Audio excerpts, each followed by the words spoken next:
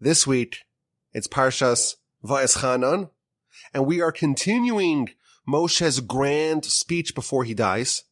And Moshe weaves an exquisite tapestry. He's looking back into the past. He's looking forward into the future. There's rebuke. He's reliving the history of yore, reminding the nation, encouraging the nation, guiding the people, preparing them for the day after, preparing them for the conquest of Canaan and for the challenges ahead. But the parsha begins with Moshe telling the nation what he tried to do to get God to reverse his decree that Moshe will not enter the land. He begged God, he pleaded, he beseeched the Almighty to enter the land, but he was denied. Joshua will lead the people into the land, but Moshe will be able to see the land, he'll witness the land, he'll be able to experience the land as an outsider, but he will not cross over the Jordan. Now we know that the reason why Moshe was barred from entering the land, it goes back to the book of Numbers chapter 20. There was no water, and God tells Moshe, take your staff and go speak to the rock that had previously emitted water. Instead of speaking to the rock, Moshe struck the rock, and for that sin, Moshe was disallowed from entering the land. And if you think about it, it's kind of strange. This doesn't seem like it's a terrible sin at all. And it raises a question, why is the sin of Moshe striking the rock, why is that worthy of barring Moshe from entering the land? And to further complicate and compound the problem, we recall that this is not the first time that Moshe was extracting water from a rock. In fact, looking back, we have a whole series of water-related crises in the story. So all the way back in chapter 15 of the book of Exodus, right after the splitting of the sea, the Jewish people arrive at a city called Marah, and the waters of Marah are bitter, and they complain to Moshe, and God shows Moshe a stick, and he throws it into the water, and the waters are sweetened. That was a crisis, 3 days with no water. They arrive in chapter 17 of the book of Exodus in the city of Rephidim. Again, there's no water, and God instructs Moshe to take your staff and go strike a rock, and it will emit water, which is what happened. He takes a stick, he takes a staff, he hits the rock, and water comes out. And then in Numbers chapter 20, in the wilderness of Zin, Miriam dies, and the well that was in her merit dries up. And Moshe again is told to take his staff, the same staff that he had previously struck the same rock with. But this time he's told, don't hit the rock, speak to the rock. Instead of speaking, he strikes the rock. And for this sin, Moshe was barred from entering the land. So it's a very similar sort of crisis. The nation is stuck in the wilderness, in the desert without any water. And God gives Moshe a very similar solution. Take your staff and go engage with the rock. Get water from the rock. In one instance, in Exodus chapter 17, the proper thing was to take your staff and strike the rock. In the second instance, Numbers 20, striking the rock was such a severe violation that it precluded Moshe from entering the land. And if you think about it, it's the almost identical situation. What changed? Why was it appropriate in Exodus chapter 17 to strike the rock, but it was so irrevocably inappropriate to do so in Numbers chapter 20, 40 years later after Miriam dies? Oh, you struck the rock, the same thing you did 40 years ago. Sorry, you are disallowed from entering. So we have two questions here. What did Moshe do wrong to begin with? What's so bad about striking the rock? And why was the solution for this water crisis, why was it so different than the previous one? Now we know, of course, we've mentioned this in the past, that this whole subject of what Moshe did wrong is endlessly debated in the commentators. In fact, the Orach Chaim, back in Numbers 20, he enumerates 10 different explanations offered by the early sages and the early commentators to explain what exactly Moshe did wrong. And he concludes that none of these reasons are sufficient. It remains a great mystery. Until today, I guess. Right now on the Parsha Podcast, we're going to demystify it. Let me tell you the most convincing and persuasive explanation that I heard about this problem.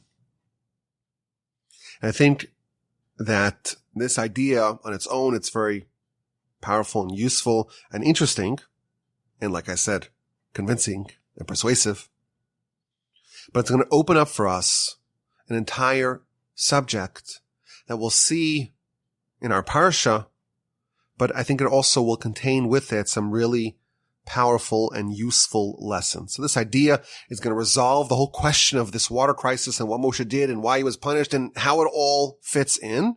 But it's also going to open up a portal for us to all manner of other interesting angles and approaches. This persuasive explanation will show us where Moshe went wrong, why the second water crisis was different than the third water crisis, why Exodus 17 is different than Numbers 20. And also, it will show the cause and effect. It will show why specifically this sort of mistake that Moshe made, why it was fitting for this to cause him to be removed as the leader of the nation. It goes like this. Exodus chapter 17. It's a couple of days after the Exodus. Until very recently, this was a nation of slaves. At that time, the proper thing for these people to witness was a stone being struck, being hit, being whipped. The nation, they had just left Egypt. Just recently, they were slaves to Pharaoh. And the language of slaves is hitting and whipping. That's what they knew, and that's how they understood communication. And therefore, at that juncture in the nation's history, what was appropriate for them to witness is the rock being whipped and the rock obeying and emitting water. That was Exodus chapter 17. In Numbers chapter 20, after Miriam died, and again, there's a rock and we need water, and again, Moshe has a staff, but it's 40 years later. Over the course of these 40 years, the nation has been elevated. They're no longer a nation of slaves. They're a kingdom of priests. They're a holy nation. They're a nation of princes. They are noble. They are civilized. They are elevated. They are a distinct people. They are a refined people. They've gotten Torah. They witnessed Sinai. They've been eating manna. They spent 40 years studying Torah under the tutelage of Moshe. Now, the tactics and the means and the methods are more elevated as well. Now, it's appropriate for them to witness communication only with words. In Exodus, striking the rock was appropriate. By the time Numbers comes around, it's 40 years later. Now it's time to speak. Striking is improper. So first of all, this is a powerful insight. And that is that the tactics that worked at one point in time, they may not work at a different point in time, or they may be inappropriate for a different time, a different place, a different setting, a different situation. What worked for the nation of the past may not be the right thing to do right now. As you mature, as an individual, as a people, as a nation, everything has to mature alongside that. There must be a concomitant upgrade of means, of tactics, of modes of communication. Everything has to be commensurate with where you are holding at that point. And therefore Moshe's mistake was that, at least on his level, of course, it's hard for us to judge Moshe. But perhaps the mistake was that Moshe failed to upgrade and to change and to alter the tactics. It worked in the past. Yes, this is a different nation. You have to recognize that. And you have to change the tools that you're going to deploy. And if you think about it, this may also explain why the punishment fits the crime. The punishment of Moshe being removed, being deposed as the leader of the nation, and Joshua was going to replace him. Perhaps this sin of striking the rock, and according to the way we understand it, this sin of failing to change the tactics, this demonstrates that for this particular nation, in this point in history, this generation of Jews, Moshe was not the most fitting leader for the generation entering the land. Of course, Moshe was the right person to take us out of Egypt and to shepherd us throughout the wilderness for 40 years and to give us the Torah and to oversee the nation that was being transformed from slaves of Pharaoh to slaves of God. But when he, after 40 years, is still striking the rock, maybe that shows that, to a certain extent, Moshe is still fighting yesterday's war, yesterday's battle, and to a certain extent, if we can even say this, Moshe is a little bit out of touch with the new generation, of course, on his level, and therefore, it's fitting to give the people a leader that's more in sync with this particular generation. Thus, even though, of course, Moshe is greater than Joshua, the face of Moshe is like the sun, the face of Joshua is like the moon. Joshua is Moshe's disciple. But for this particular generation, actually, Joshua's a better fit. Joshua is more suited. Joshua wasn't a better or a worse leader, but he was more suitable for this particular generation. The Talmud tells us that Samuel in his generation was like Yiftach in his. We've had many leaders over the course of our history. And Samuel, pound for pound, was greater than Yiftach.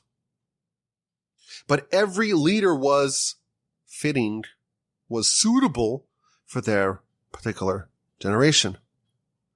And Moshe was more fitting for the nation that left Egypt and that spent the time in the wilderness and that received the Torah and ate the manna. And Joshua was a better fit for the nation that crossed over the Jordan, entered Canaan, and engaged with those challenges. So our questions are resolved. What was Moshe's sin? It seems like it's pretty innocuous. His sin was that he used the old tactics with the new generation. What changed from Exodus 17 to Numbers 20? Well, the people did. And why was he removed? Joshua was a better candidate for this particular generation. Moshe was the right person to take them out of Egypt, to teach them Torah, to shepherd them throughout the wilderness. But Joshua is the right one to lead them into Canaan. And if this is true, it raises a different question. If Joshua indeed was a more fitting candidate, why is Moshe at the beginning of our parsha so eager? He's pleading with God, he's begging God, he's prayed 500 plus times to enter the land. If Moshe was not the ideal candidate to lead the people, it seems kind of selfish for him to beg God to reconsider to beg God to revoke the decree that Moshe won't cross over the Jordan. This seems to violate everything we know about Moshe. Moshe is completely not selfish. He is completely selfless. He is willing to die multiple times. He's willing to die to give up his life for the people.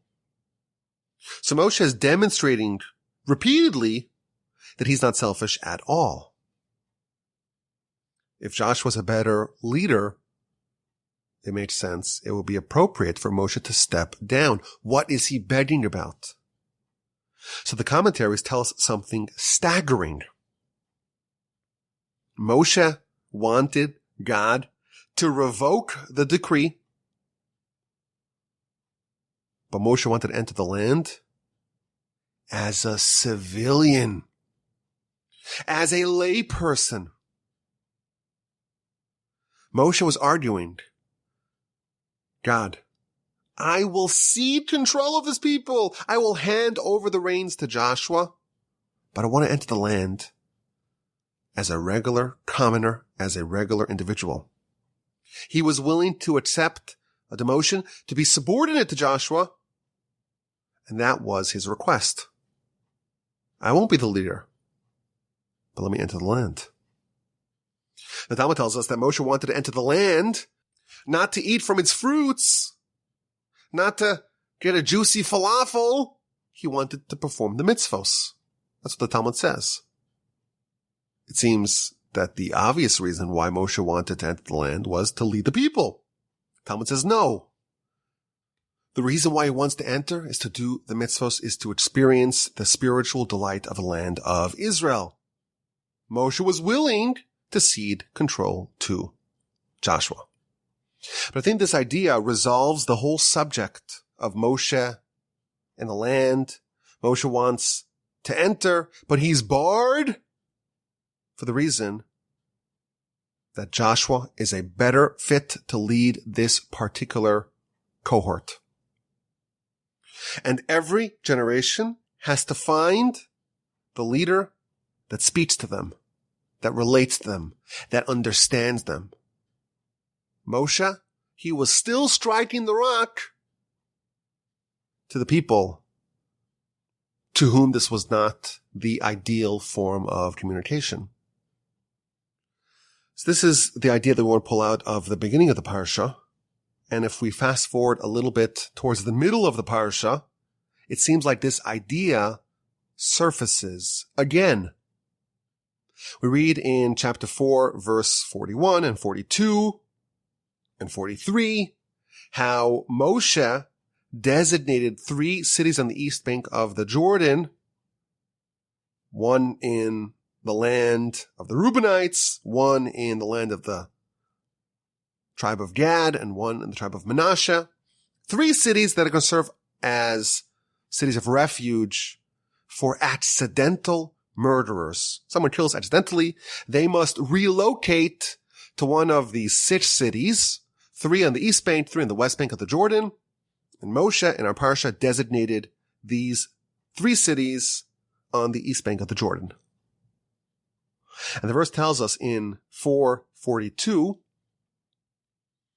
if a murderer kills accidentally, unintentionally, and he doesn't hate him, not from yesterday, not from the day before, he shall flee to one of these cities, and he shall live. V'nas elachas menarim ha'el, he shall flee to one of these cities, v'chai, and he shall live. Now the Talmud tells us something really amazing. Talmud tells us, what does it mean that he shall flee to one of these cities and live? Says the Talmud, book of Makos, page 10a. Make sure that these cities are livable. Make sure that everything that you need to live is found in the city. So what does that mean?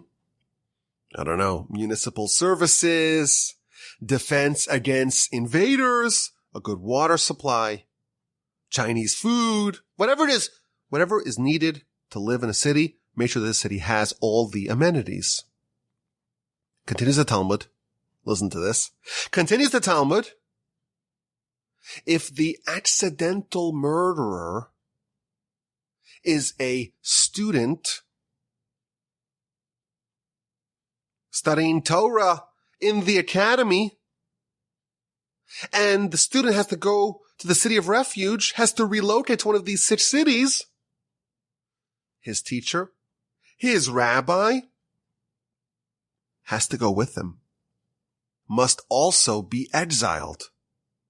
Why? The verse says, chapter 4, verse 42, he should live. And without Torah, there's no spiritual life. And therefore, part of the requirement in our Parsha that tells us that you have to make these cities livable, they have to be spiritually livable as well. And how could you live without Torah? And how could you live without your teacher? And how could you live without your rabbi? And therefore, if you're a murderer, accidental of course, and you must go to the city of refuge, you must be exiled, your rabbi, your teacher, your Torah teacher must come with you. The Rambam, when he talks about these laws, he adds that the life of a scholar and someone who seeks wisdom without a teacher, without Torah, it's no life. You're like a dead person. And therefore the verse says you have to make these cities livable. What does it mean? What's included in the amenities, in the services of a city, is that the teacher, the Torah teacher of the murderer must come along to make the experience livable for the student. Now there's an obvious question the commentators ask. These cities, these 6 cities, were established cities. They had shuls and schools and yeshivos and bagel shops. They were fully developed cities. Certainly, there were competent rabbis in these cities of refuge. So why did the accidental murderer, why did he have to condemn his personal rabbi to go with him? Couldn't he study? Couldn't the accidental murderer find a local rabbinic authority, a local Torah teacher to study with? You kill someone accidentally, you go to the city of refuge, and you find a new rabbi, find someone else to study with. Why does he have to condemn his rabbi from back home to move to the city of refuge to teach him Torah, to make his experience more livable? And the medieval commentators say something staggering. They say, because there's a reason why the accidental murderer chose that particular rabbi. He may have checked out some of the academies. He may have listened in on the lectures of a bunch of rabbis. And this one spoke to him.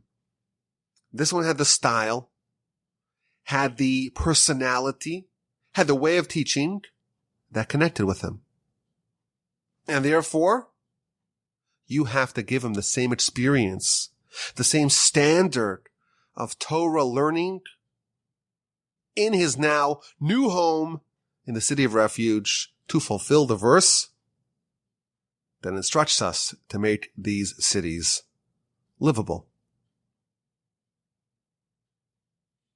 If you follow what's happening over here, there's something absolutely astonishing being revealed. Someone kills accidentally. They have to hustle to the city of refuge. They have to relocate, grab their stuff, and move right away. And they get there, and there are plenty of synagogues, of schools, of rabbis, of yeshivos, of Torah teachers. The city is well stocked with rabbinic talent. But the kind of rabbi that he liked the most, the experience of studying from his personal teacher, that's just better. And therefore, it's not a fulfillment of the requirement to make these cities livable, because it's not livable if you have a subpar Torah experience. If you have a Torah experience, there's a teacher, but it's not ideal. It's not the best of the best. It doesn't really connect to the deepest level to you. this city is not livable. And therefore, just like having no Torah, that means there's no spiritual life and therefore the city is not livable. Having subpar, okay, it's tolerable, it's mediocre, but okay, that will do. That is not livable. A very powerful idea here. The Torah requires us to make these cities of refuge livable on every level. It has to be spiritually livable. And without Torah, well, that's like spiritual death. But not only that, having a teacher, but it's not perfect. It's not an ideal fit. That is the equivalent of it being not livable. It's the equivalent to a certain extent of spiritual death. And therefore, the Torah requires that the teacher must make that city livable for the accidental murderer, and he must relocate. And this idea is found elsewhere in our literature. We're told that the experience of Torah study must really connect to the person studying. You have to have an environment that you feel you could flourish in. And if you feel like this place is not ideal, you have to find a place that is ideal.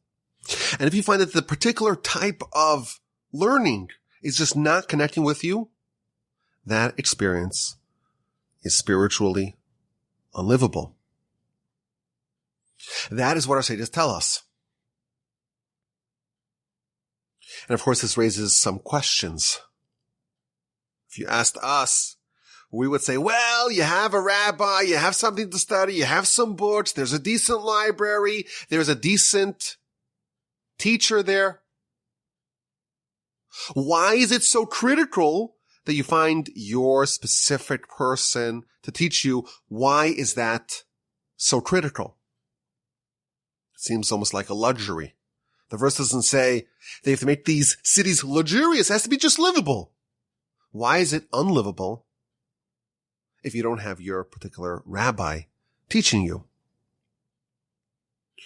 So my grandfather, blessed memory, said something very powerful. And it relates to an idea that we talk about a lot here on the Parsha Podcast. And that is that there really are two elements of our connection with Torah. There's the general requirement that we will have to adhere to all 613 mitzvos. And that is universal. Everyone has the same 613. Everyone is obligated by the same 613. But there's also the individual Torah. There is a corner. There is an element. There is a part of Torah that is yours and yours individually. And it distinguishes you from your fellow Jew. At Sinai, there were really two revelations. There was the universal revelation of Torah, and that was identical for every individual. But the Midrash tells us that every individual had a second, like a sister revelation of Torah, that was tailored and individualized and completely unique to them. There was one mass revelation, and then there were 600,000 individual revelations. A tailored understanding of Torah, a tailored interpretation of Torah. That was at Sinai. What about post-Sinai? What is our relationship with Torah? Both the general Torah and the individualized Torah. What is our relationship with that since Sinai?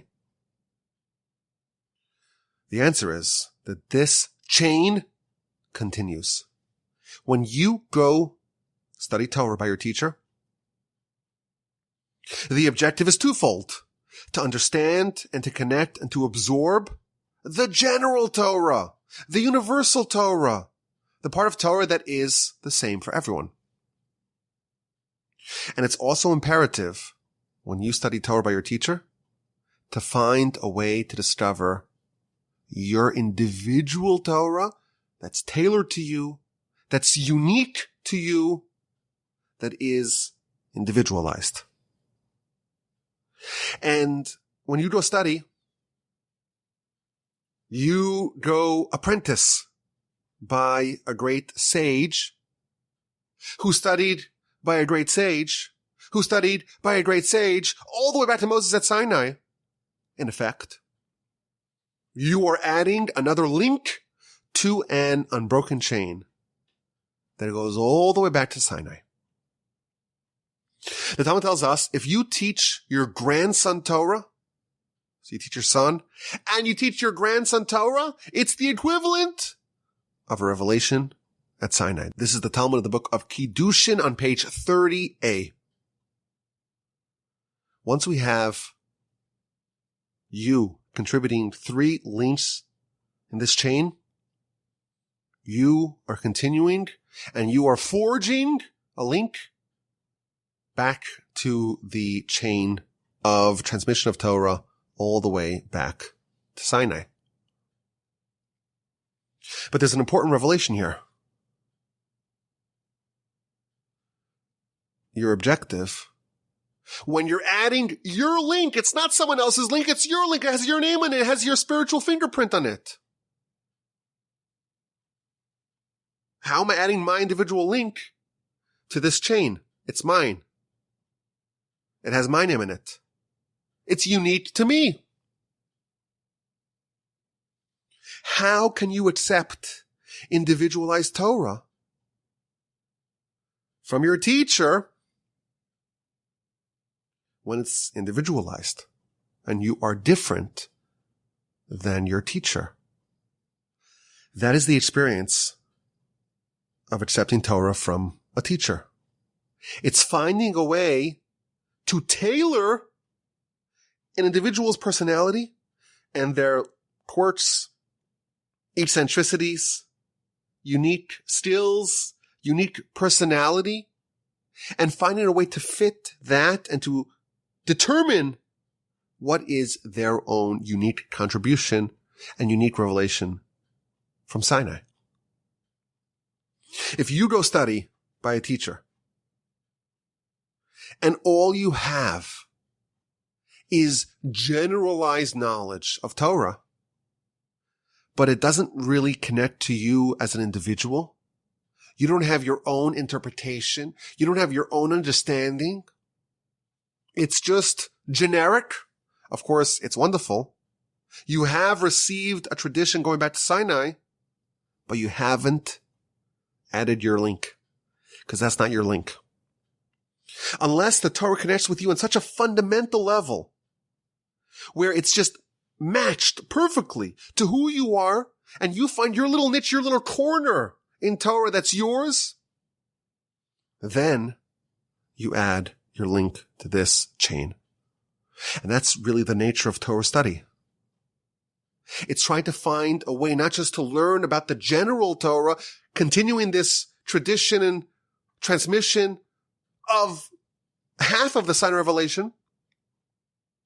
It's finding a way to really make it click on a deeply personal, on a profoundly individual level. And once you have that, your link is forever added to this glorious chain. And that's why it's so important to get it right.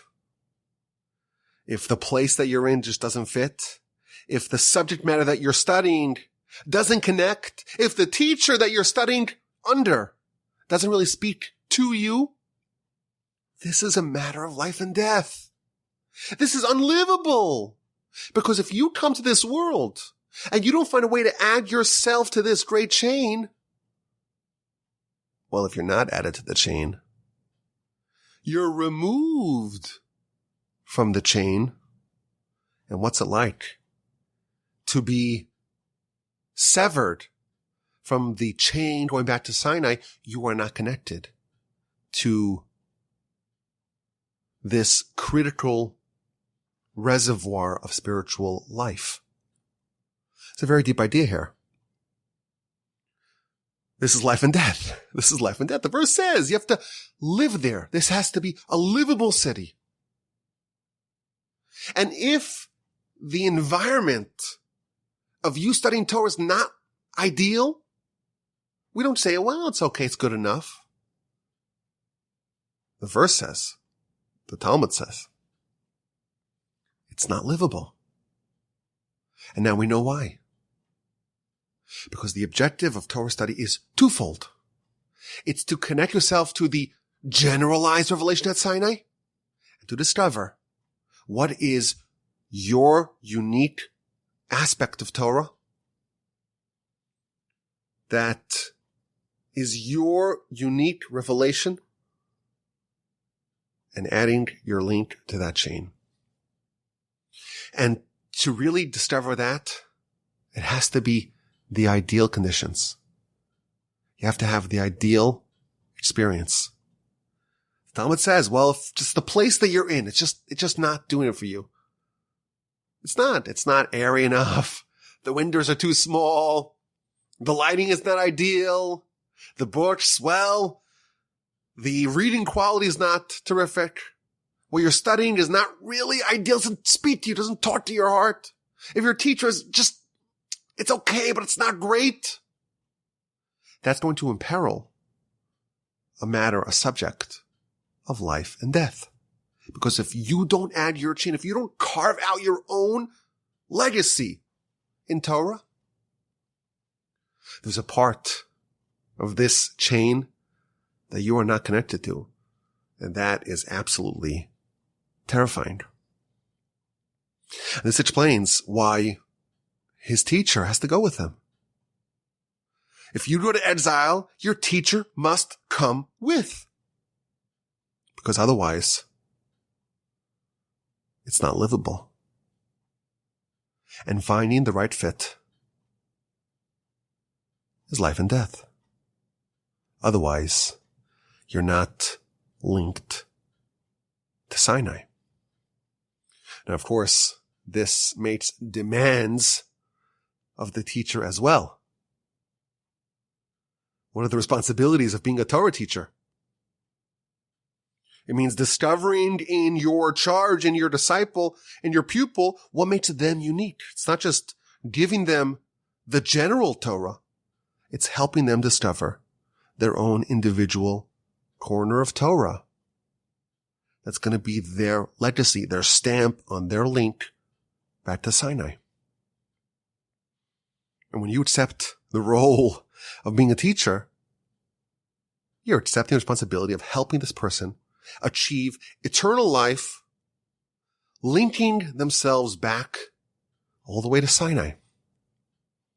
And you're committing yourself to follow them to some city in the event that they are an accidental murderer. That's what you've accepted upon your shoulders. The Talmud actually advises, if you see someone's a little reckless and you know what, they may be a candidate to end up in one of those cities, maybe don't accept them as a pupil. But the definition of the relationship between a Torah teacher and a Torah student is this is the bond that's going to help foster another link in this grand and noble and glorious chain all the way back to Sinai. And the Torah has to connect with the student on such a deep, fundamental, and individualized level that they're able to discover what is their unique role, what's their unique contribution, what's their unique interpretation, what was the part of the Sinai revelation that was different when it was given to them versus the person standing to the right and left. I think this is a complete reshaping of what Torah study is all about. I think it completely reinvents for us the idea of a relationship between a teacher and a student. Just as the nation entering the land, they were told that Moshe is the teacher of all of Israel, but for this particular generation, they need something a little bit different. They need someone who spoke a little bit different. they needed Joshua. And the language that Moshe used was a little bit off for this particular generation, and that's why it was important to remove Moshe from his post and to allow Joshua to lead the nation into the land.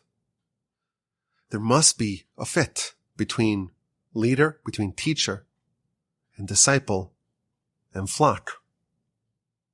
What is Torah supposed to do to us? It has to penetrate us. It has to fuse with us. It has to harmonize with us to such a degree that we're able to achieve within it something absolutely unique.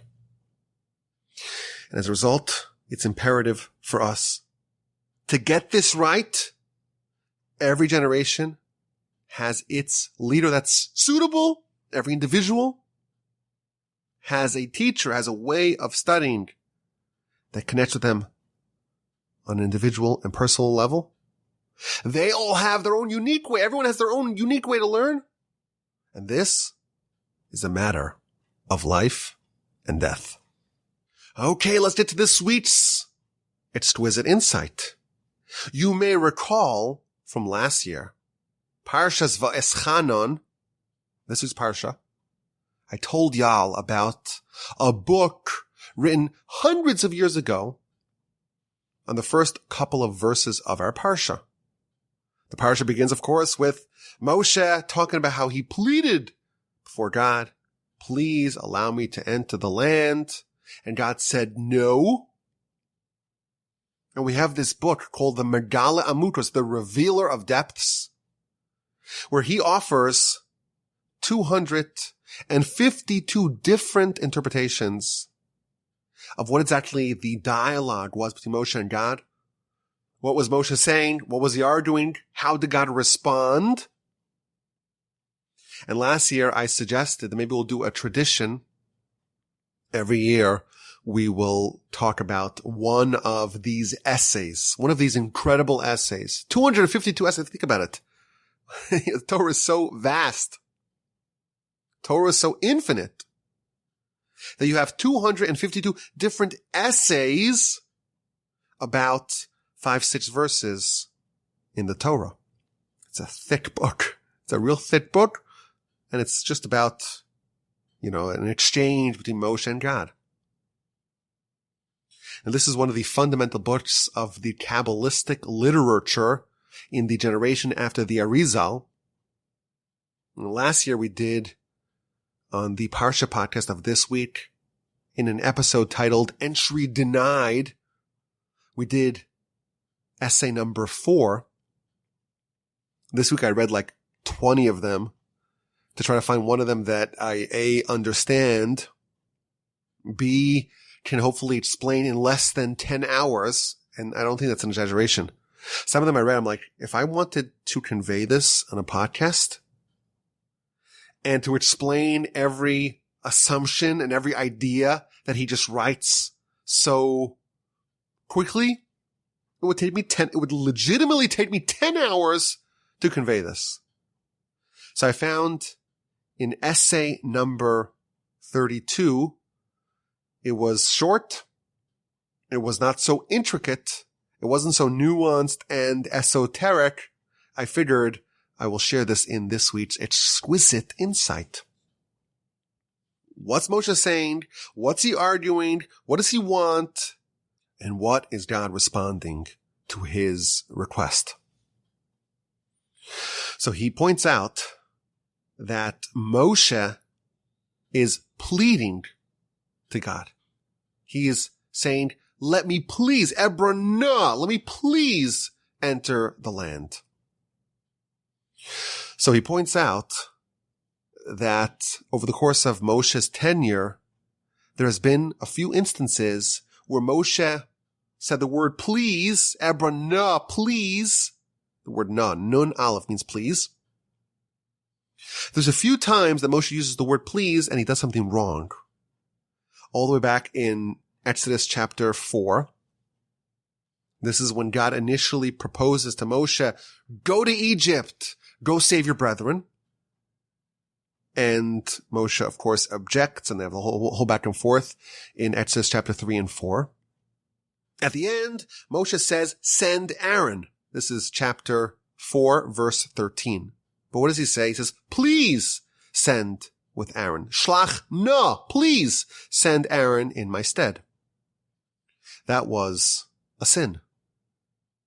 With the sin of the striking of the rock in the aforementioned Numbers chapter 20, Moshe tells the nation, Shimu na, please listen, O rebellious ones. This is chapter 20, verse 10. So Moshe did two sins over the course of his history, of his tenure, using the word na, meaning please. And Moshe is arguing, well, there were two instances when I did something very positive, also using the word na, which means again, please. At the episode of the golden calf in Exodus 32, this is verse 32, so 32. God tells Moshe, I'm going to kill the Jewish people. I'm going to destroy the nation, and I will make you the leader of this new Jewish nation. And Moshe responds, Mecheni na misivracha, please erase me from your book.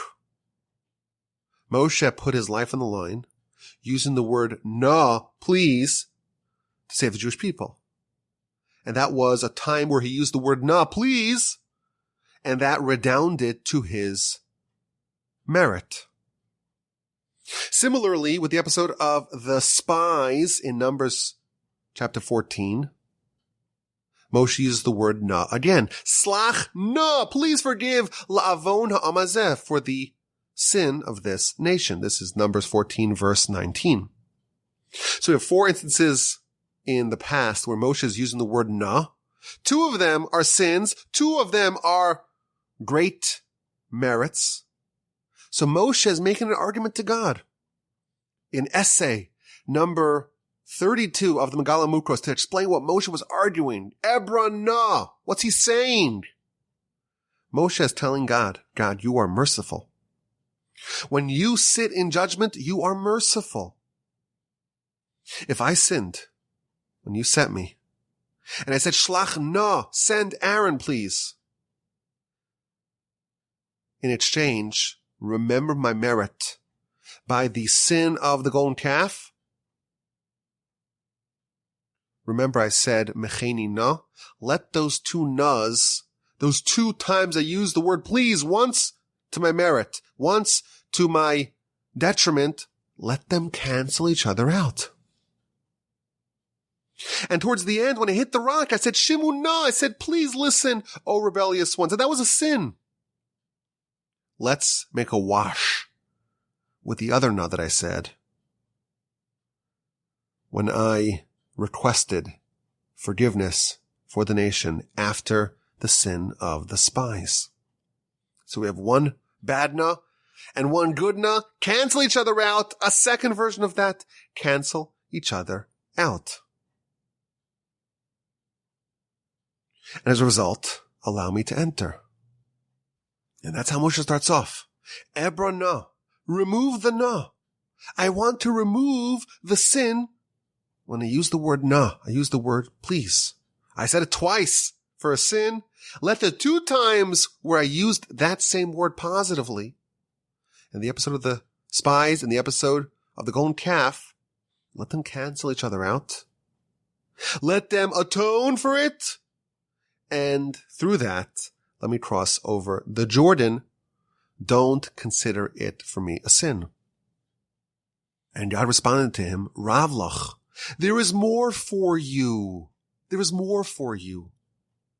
You can't have two episodes of na cancel two episodes of na, because there's a third time. There's a third time that you sinned with the word na. This is in Numbers 11:15. In that instance, the nation was pining for meat, and Moshe used the word na as well. Hatzon v'habakar yishachet lahem hargeni na harog. Let them slaughter the flock and the sheep and the livestock, and please kill me. This is chapter 11, verse 15. That was a sin, and therefore, Ravlach, there is more for you. There's another sin that you have, and that you cannot atone for, and therefore you will not be allowed to enter the land. I thought this was really nice, really neat, a nice deep reading of the back and forth between Moshe and God, the dialogue between Moshe and God. The whole idea every year when I peruse this book, I am just fascinated anew at the absolute breadth of the book. How, as we know, every word of Torah, every line of Torah, every verse of Torah is really all interconnected. And therefore you could find interpretations throughout the whole Torah to explain a dialogue with Moshe and God. Absolutely fascinating. This was a really easy one where Moshe is trying to use a very creative solution. Twice I did merits with this word na. Twice I did sins with this word na. Let them cancel each other out. A very novel approach and how God responded to him. Sorry, it doesn't work. And that is essay number 32. I feel like if this work would ever be translated with notes to explain everything that he's saying, it will probably take up, it's just one book on 5 or 6 verses. It would take up an entire bookshelf. There's just so much richness and vastness in this work. Maybe we'll make it again a tradition next year. Please, God, with the help of the Almighty, we'll get together again, Parsha Vaeschanan, and I'll try to find another essay that we can go through on this Parsha. But that's a wrap on this edition, on this special edition of the Parsha Podcast. I really enjoyed it. I hope you did too. I am currently recording from my parents' dining room. The house is all empty. The neighbors are mowing their lawns, which always seems to happen when I start recording. So the doors are closed. You don't hear it. I hope not. I hope not. Thank you for listening. Have an incredible rest of your day. A fantastic, an upbeat, a cheerful rest of your week. And please God, an incredible, sensational, terrific, stupendous Shabbos upcoming. And with the help of the Almighty, next week we will gather together again for another edition of the Parsha Podcast in good health and in great spirits. And as always, my email address is rabbiwalby@gmail.com. I'm looking forward to your questions, your comments, and your feedback.